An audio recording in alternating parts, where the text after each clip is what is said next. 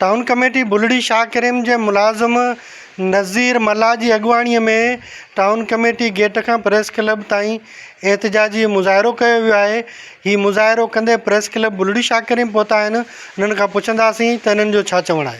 मेरी बुलड़ी शाह करीम में junior clerk आहियां। गुज़िरियल 3 सालनि खां मुंहिंजी पघार मां नाजाइज़ कटौती कई पई वञे।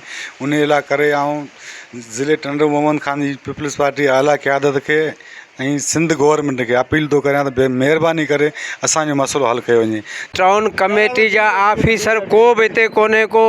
टाउन कमेटी के माना हिकिड़ो तमाशो बनाए छॾियो त असां साईं नवीद कमर खे अपील कई आहे, पर असांजी को ॿुधण वारो कोन्हे। हिते धणी साईं को बि कोन्हे को। फायर ब्रिगेड 3-4 साल खां वठी फायर ब्रिगेड गाॾी कोन्हे।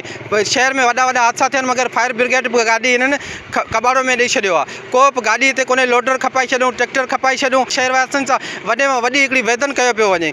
असीं चऊं था इहो वेदन बंदि थियणु खपे। असांखे महिरबानी करे असां ग़रीबनि जी जेकी रोज़ी आहे हकीलाल जी उहा असांखे ॾिनी वञे। असांजो कंहिंसां बि इतराज़ कोन्हे। जेके पंहिंजी डिफरेंस ॾिनी वञे, जेके असांजा पघार जेके कटौती आहे उहा बंदि कयो वञे ऐं जेके गाॾियूं आहिनि ऑफिस जो माहौल सिधो कयो वञे। जेको शहर जा जेके कमकार छोटा आहिनि त उहे माना कया वञनि।